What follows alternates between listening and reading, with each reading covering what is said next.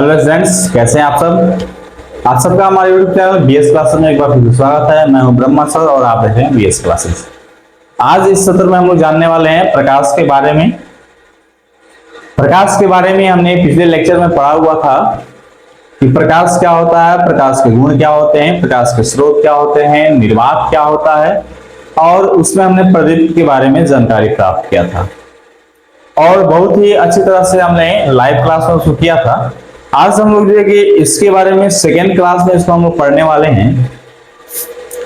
उसी चीज को हम थोड़ा और आगे में हम जानेंगे कि प्रकाश का अप्रदीप्त क्या होता है, प्रकाश का प्रकीर्णन क्या होता है, प्रकाश की किरणें क्या होती हैं, किरणपुंज क्या होती हैं, और इसी के बारे में हम लोग जो है कि यहाँ कुछ चीजों के बारे में हम लोग जानने वाले हैं। ये आपका टॉपिक दिया गया है, इसके बारे में हम बहुत ही अच्छी तरह से विस्तारित तरह से जानने का प्रयास करेंगे और बहुत ही अच्छी तरह से समझ में आपको आएगा। ये मैं आपको गारंटी देता हूं कि आपको ये क्लास बहुत ही बेहतरीन जाएगा। तो बीच में क्लास को आप डिस्टर्ब करने का प्रयास ना करिएगा, आप छोड़ने का प्रयास ना करिएगा, शुरू से लेकर के अंत तक देखिएगा। एकदम श्योर है कि आपको ये चीज समझ में आएगा, ठीक है। और हम बात करना है क्लास 10 के प्रकाश का परावर्तन तथा अपवर्तन के बारे में। फिजिक्स हम पढ़ा रहे हैं। इस साइंस क्लास में अगर हम बात करें, क्लास साइंस में जो विषय है ये आपका, ये 10वां चैप्टर है और फिजिक्स का पहला चैप्टर है प्रकाश का परावर्तन तथा अपवर्तन। इंग्लिश में इसको हम लोग कि लाइट रिफ्रैक्शन एंड रिफ्रैक्शन कहते हैं, रिफ्लेक्शन एंड रिफ्रैक्शन कहते हैं, सॉरी रिफ्लेक्शन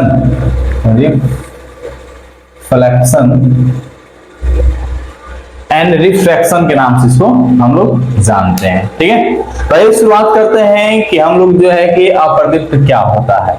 अप्रदीप्त एक ऐसा वस्तु है जो स्वयं प्रकाश उत्सर्जित नहीं करता है, माने उसके पास अपना प्रकाश नहीं होता है, वह प्रकाश नहीं दे सकता है। जैसे मैं बात करूं कि हमारे पास ये मार्कर दिया हुआ है, इस मार्कर से हम कहें कि प्रकाश निकल रहा है तो कभी नहीं निकल पा रहा है। आप बैठे हुए हैं, हम कहें कि आपसे प्रकाश निकल रहा है, ऐसा संभव है? कभी नहीं हो सकता है। और यहाँ पे हमने लिया है टेबल से प्रकाश नहीं निकलता है। कुर्सी लिया हुआ है, कुर्सी से प्रकाश नहीं निकलता है।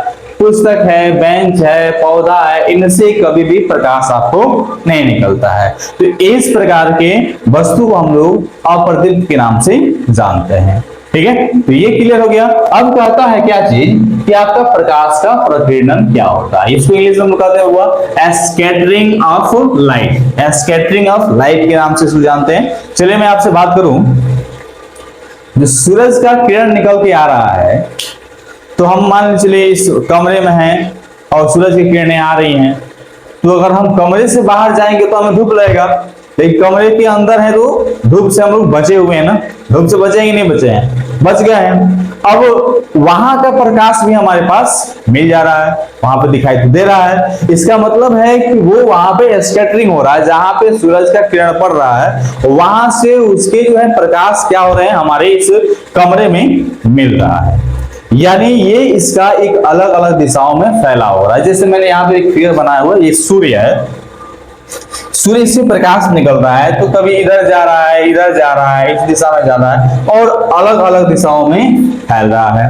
तो मैंने बात कहा ना, वही धीरे धीरे समय आएगा, रात अंधेरा होने लगेगा, तो अंधेरा होने लगेगा तो हम क्या कहें, टॉर्च जलाओ रे।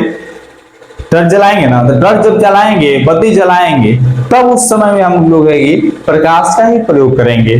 तो इसको हम लोग कहते हैं क्या चीज, प्रकाश का प्रकीर्णन। इसका परिभाषा कहता है कि प्रकाश जिस मार्ग से होकर गुजरता है, यदि उस माध्यम में कोलाइड विलयन के कण हो तो वे कण प्रकाश को प्रकीर्णित कर देता है, यानी फैला देता है। क्या करता है बाबू? फैला देता है। इसे ही प्रकाश का प्रकीर्णन के नाम से हम लोग जानते हैं। अच्छा, आप लोग देखते होंगे धूल कण होता है ना, सूर्य से जब रोशनी निकलती है तो धूल कण उड़ते रहता है, वो प्रकाश को खींचने का काम करता है, प्रकाश को खींच रहा है, इसलिए वह प्रकीर्णित हो रहा है। तो इस प्रकार की चीज को हम लोग क्या कहते हैं, प्रकाश का प्रकीर्णन कहते हैं। सूरज की किरणें आई, वो फैल गई, सूरज की किरणें आई और वो क्या हो गई, फैल गई। वहां पे दीवार पे पड़ा और वहां से जो है कि ईशान्य दिशा में टकरा गया, ईशान्य दिशा में चला गया।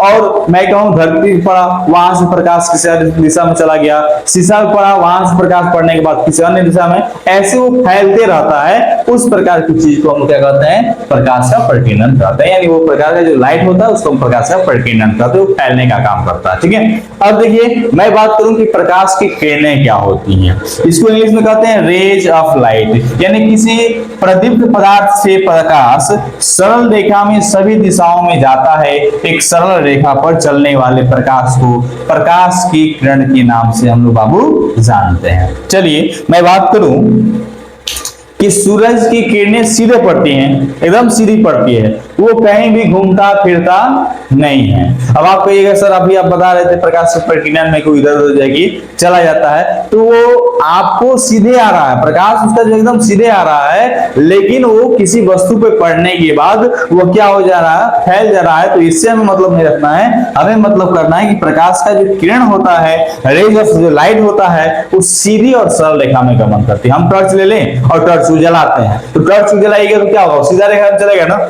अब वहां से चलने के बाद वो जो अपने गमन अपनी दिशा को परिवर्तित करेगा, वहां से आपको जो है कि अलग अलग जो है कि आपको छाया बनने हुए दिखाई देगा, अलग आपको जो है कि उजाला दिखाई देगा। इसका मतलब है कि वो उसकी छाया का उजाला बन रहा है ना। तो इस प्रकार के किरण को हम लोग क्या कहते हैं, प्रकाश की किरणें कहते हैं। उसके बाद से हम लोग जानते हैं कि किरण पुंज क्या होता है। इंग्लिश में इसको बीम के नाम से जानते हैं। क्या कहते हैं बबुआ, इंग्लिश में इसको बीम के नाम से जानते हैं। तो किरणों के समूह को प्रकाश का किरण पुंज कहते हैं। किरणों के समूह को प्रकाश का किरण पुंज के नाम से हम लोग जानते हैं। यानी किरणों का समूह है और किरणें वहां से निकल रही हैं, तो उसको हम लोग कहते हैं कि उसे हम लोग प्रकाश का किरण पुंज कहते हैं। जैसे मान लीजिए सूरज से रोशनी निकल रहा है, टॉर्च हम बांटते हैं उससे भी रोशनी निकल रहा है, दिया जला दीजिए उससे भी रोशनी निकल रहा है, आप जो बल्ब जला दीजिए उससे भी रोशनी निकल रहा है। तो कहने का मतलब यह है कि उसका एक समूह है, वो चारों दिशाओं में अपने प्रकाश को क्या कर रहा है, फैला रहा है, और उसी के समूह को हम लोग किरण पुंज के नाम से जानते हैं, जिसको हम लोग बीम के नाम से भी जानते हैं। चलिए इसका प्रकार होता है, किरण पुंज के प्रकार जो होते हैं वो 3 प्रकार के होते हैं। पहला होता है अपसारी किरण पुंज। क्या होता है बाबू, पहला होता है अपसारी किरण पुंज।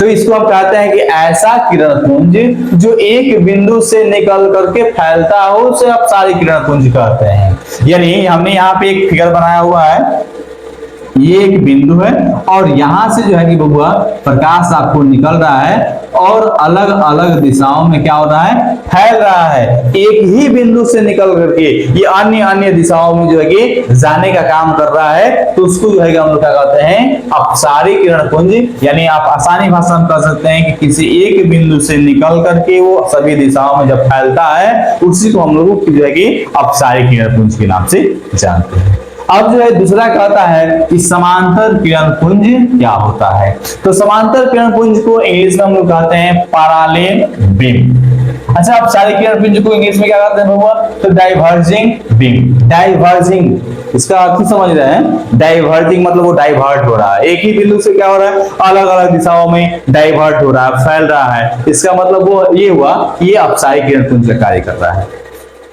समांतर किरण पुंज का अर्थ होता है कि ऐसा किरण पुंज जो एक दूसरे के समांतर होती है, उसे समांतर किरण पुंज कहते हैं। यानी प्रकाश निकल रहा है, प्रकाश यहां से निकल करके एकदम सीधे जा रहा है, यहां से निकला सीधे जा रहा है, एकदम सीधे की दिशा में काम जाएगी, ये गमन कर रहा है ना, ये सीधे एकदम गमन कर रहा है। तो एक दूसरे के समांतर जाने का काम कर रहा है, ये प्रकाश एक दूसरे के समांतर जा रहा है, तो इस प्रकार की किरण को हम लोग समांतर किरण पुंज के नाम से जानते हैं। ठीक है, अब तीसरा है आपका अभिसारी किरण पुंज। क्या होता है, तो अभिसारी किरण पुंज को हम कहते हैं कन्वर्जिंग बीम।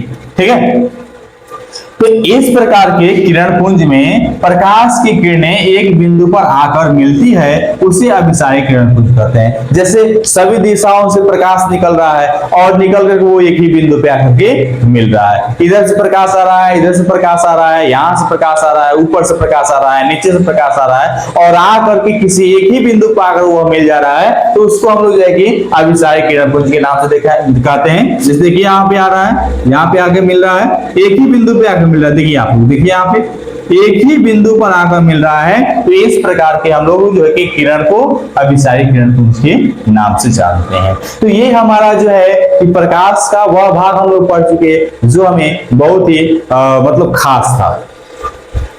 और ये जो शुरू से हमने फिजिक्स पढ़ा रहे हैं ना आप लोगों को, ये बहुत ही जबरदस्त है। अगर आप कोई बच्चा पढ़ा है चाहे नहीं पढ़ा है शुरू से, और अभी से अगर इस चीज को वीडियो को देख रहा है, अभी से इस चीज को पढ़ रहा है, तो उसको बहुत ही मुझे लगता है कि समझ में और बहुत ही इस तरह से आएगा।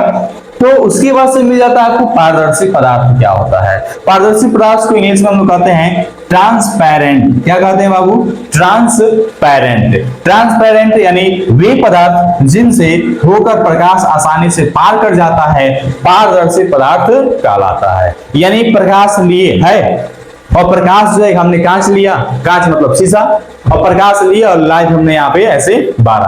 प्रकाश जैसे आया और इस दर से ये हमारे पास शीशा हो गया, और इस पे हमने जैसे लाइट बारा आर पार हो गया, तो उसको हम लोग पारदर्शी कहते हैं। ठीक है, हमने यहाँ पे पानी लिया, पानी में टॉर्च बारा, वहां से प्रकाश निकल जा रहा है, इसका मतलब है कि पानी क्या है? पारदर्शी पदार्थ है। उसके बाद से हमने हवा लिया, हवा तो है, हवा तो जा नहीं रहे, ले नहीं सकते, उसको छू नहीं सकते हैं, महसूस कर सकते हैं। ठीक है, महसूस हम उसको कर सकते हैं, तो ये हमारा हो जाता है बबुआ पारदर्शी पदार्थ हो जाता है। तो इसी प्रकार से आपको आगे कल बताया जाएगा कि प्रकाश का अन्य भाग किस प्रकार से गति करता है, किस प्रकार से रहता है, और भी बहुत सारी चीजें जो है प्रकाश में आपको दिया गया है। तो आज के लिए हम प्रकाश को इतना ही तक बता करके स्थगित करते हैं। और हमारे अगर यह वीडियो आपको अच्छा लगा है तो इस चैनल को आप लोग जो है कि सब्सक्राइब कर दीजिए, और इसी प्रकार से वीडियो आपको पर डे और हर रोज मिलता रहेगा।